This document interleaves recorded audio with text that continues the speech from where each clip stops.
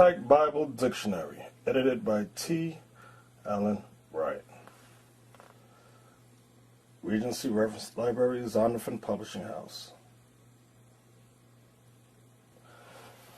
We're on page 267. Okay, we're going to get into the understanding of Japheth's son, Javan. It says, a region settled by one of the sons of Japheth. Genesis 10 verse 2. Javan was the name of this country to Ezekiel, who saw it as an important trade center. So Javan, notice in parentheses it says Greek, Ionian, came to the name of Greece to the Hebrews. Okay, so Javan became known as Greece. Genesis chapter 10. Now these are the generations of the sons of Noah, Shem, Ham, and Japheth, and unto them were sons born after the flood. The sons of Japheth, Gomer, and Magog, and Madai, and Javan. That's the one we want to look at, Javan. Japheth's son Javan, who became known as Greece, and Tubal, and Meshach, and Tyrus. And the sons of Gomer, Ashkenaz, and Riphtah, and Togarmah. And the sons of Javan, Elisha, and Tarshish, and Kittim. Kittim is called Rome today. And Doedim. So we want to concentrate on Javan, son of Japheth, because there's two thoughts out there amongst the Israelites. One, that Japheth has always remained in power, never was conquered, always stayed in their land. And the other school of thought is that Esau conquered everybody and removed Japheth, son Javan, and replaced him. Let's see what happened. Okay, this name of this book is African Presence in Early Europe, edited by Ivan van Sertima. All right, I'm on page 67 of this book. I want to look at the underlined portion. I'm getting to the point. The true home of the Greeks before they won domination in Greece had passed clean out of their remembrance, and they looked to the east, not to the north, as the quarters from which some of their ancestors had migrated. So now, it says the true home of the Greeks before they won dominion in Greece. Wait a minute. The true home of the Greeks before they won dominion in Greece. Meaning somebody was conquered. Had what? Had passed clean out of their remembrance. So the Greeks won dominion over somebody in Greece, and their origin they have forgotten. It passed clean out of their remembrance. Let's pan down. Let's go right here. According to it, Greece had originally been inhabited by primitive tribes. I can't pronounce that word, Pelasgians and others, and had then been settled by Egyptians and Phoenicians, who had built cities and introduced irrigation. So Greece was originally inhabited, Greece had originally been inhabited by primitive tribes, and they're calling them, the people that were there first, Egyptians and Phoenicians. So the Greeks, before they won dominion in Greece, they conquered some primitive tribes they think were Egyptians and Phoenicians. Let's examine that a little more closer. Okay, this is page 90 of the chapter called Blacks in Antiquity, Ethiopians and the Greco-Roman Experience. Let's go over to page 91, shall we? I'm going to start right here. I'm getting to the point on these things because this issue must end.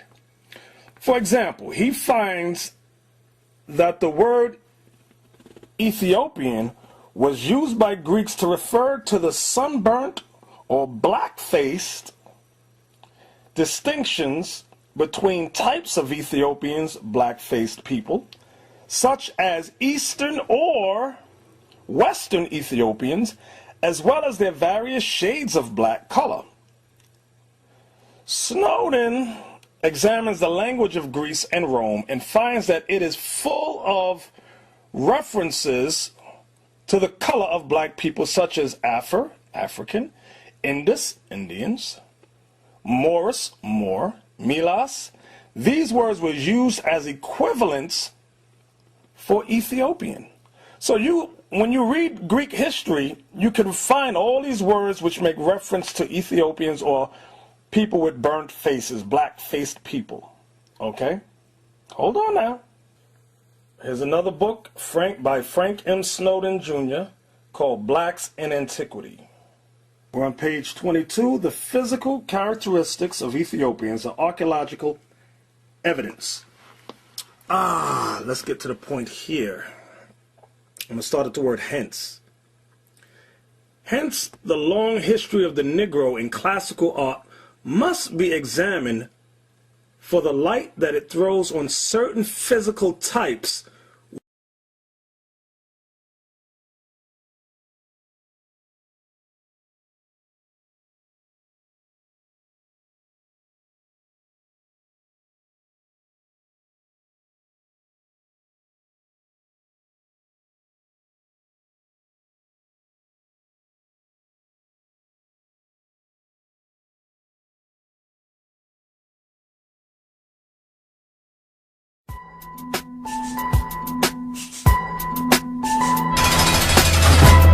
page 61. They show a Negro and crocodile, South Italy. Italy is Rome. Remember Kittim? Remember I mentioned about Kittim? What happened to these people? Here's another book that you can order called The Dark Age of Greece. This is a book of archaeology which spans from the 11th to the 8th century before Christ. This is about 900 to 700 years before Christ.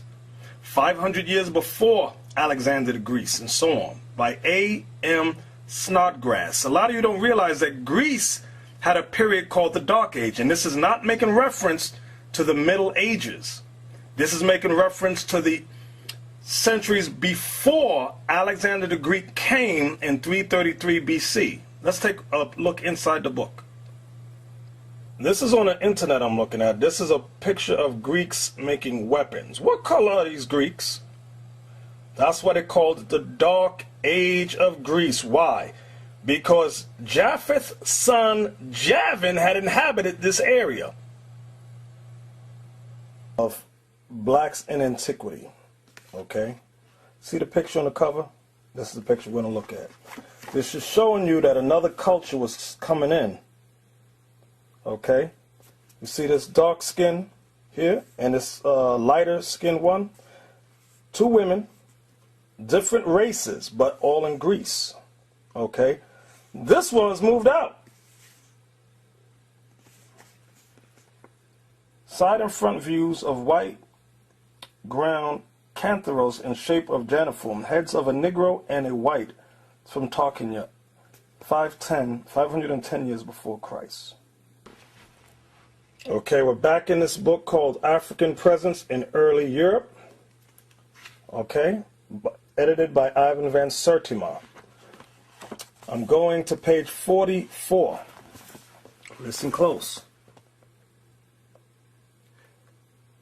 Recent excavations at Thera, an island to the north of Crete, that's in Greece, has yielded the fragments of many impressive murals that bear witness to the existence of an African or Libyan element. Remember, they use this term African on anybody brown skin.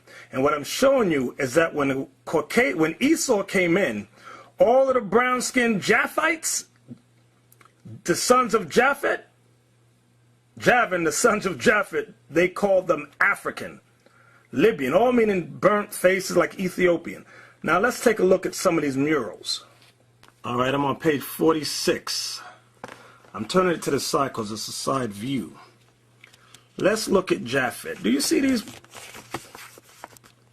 black people in this building? Let's pull back. What happened to this black people that lived in Greece? Look, people standing here. You got soldiers on the top, black. People rowing the boat. These are Javan's sons. Here's another one. In Greece, These were the original Greeks, black-skinned people. Black-skinned people.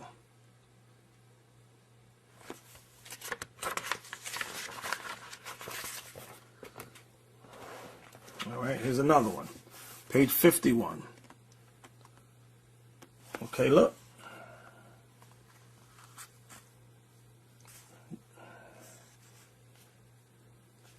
A war scene. Look, watch this. See that face? Watch what it says.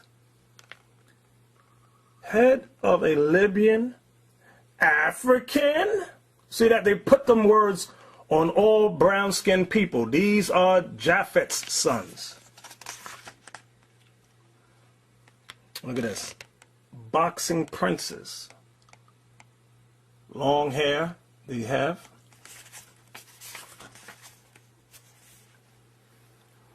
Okay, look, Mycene, 1550 BC. Look at the Greeks on this plate. Dark skin. When Esau came in, they just called everybody Ethiopian. That's what many of these books today, you go calling everybody Ethiopian. Look at this in Pylos. Portrait of an African priest from Pylos, dated 1250 BC. He's not African. These are Javan's sons. All in Greece. All in Greece. Okay. We learn from primary evidence that these Ethiopians, dark-skinned people, Japheths, were in intimate contact with Greece and Rome from the moment that we have records of Greece. Let's read that part again. From the moment that we have records of Greece, meaning our understanding is based upon what the white man has allowed to come out. That's why this author writes, from the moment that we have records of Greece and Rome, and probably before. As is stated by Jones, 1972, Homer writes in the Iliad and the Odyssey, these are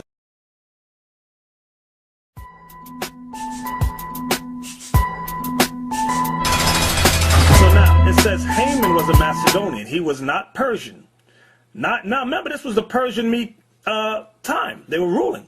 So he obviously was not a Mede either. Okay, because the Medes and Persians were working together. But he was a Macedonian. A stranger from the Persian blood. Let's get a little more in depth into that. Let's go down to verse 14. Watch this. They're still talking about Haman. For by these means he thought, finding us destitute of friends, to have translated the kingdom of the Persians to the Macedonians. This is the time when Greeks were rising up trying to take down Persia. So they wanted, Haman's job was to go amongst the Persians and get the kingdom translated from the kingdom of the Persians to the Macedonians. Remember, Alexander the Greek's father was a Macedonian. Okay, so this is wartime, and this is what happens. Watch this. Hold on. I'm still in the Apocrypha. I'm in the Esther chapter 12 and verse 6. We're still dealing with Haman the Macedonian. Esther chapter 12 and verse 6. Howbeit Haman, the son of Hammedatha the Agagite, who was in great honor with the king, sought to molest Mordecai and his people because of the two eunuchs of the king. So Haman was the son of Hammedatha the Agagite. Anybody ever heard of Agag? Let's find out about his daddy. Decided to go to the regular Esther and a general Bible that doesn't have the Apocrypha in it, in case some of you go, because some of these Israelites like to say, oh, the Apocrypha is not real. You simple as hell. Anyway, Esther chapter 3. After these things that King Ahasuerus promote Haman, the son of Hammedatha, the Agagite. So it says the same thing. Haman, the Macedonian, was an Agagite. Let's find out who Agag was. Hold on. 1 Samuel chapter 15. Let's start at verse 5, please.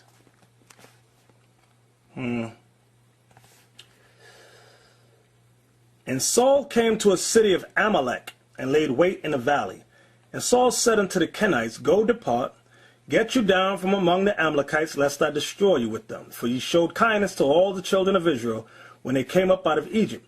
So the Kenites departed from among the Amalekites. And Saul smote the Amalekites from Havilah until thou comest to Shur, that is, over against Egypt.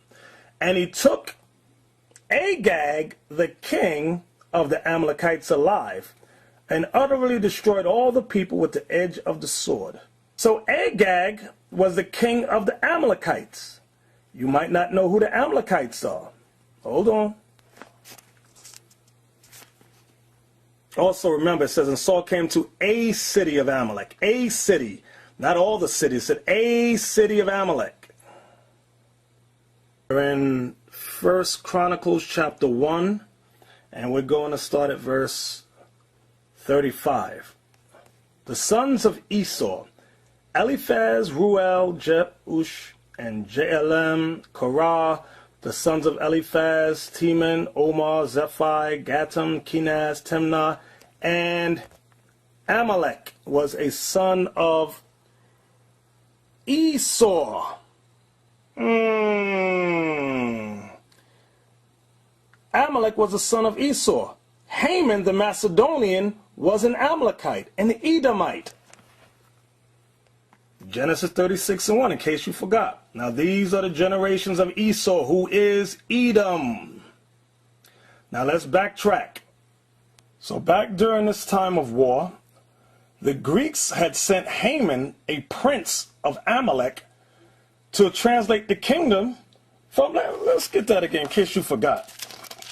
Esther chapter 16 and verse 14. For by these means he thought, finding us destitute of friends, to have translated the kingdom of the Persians to the Macedonians.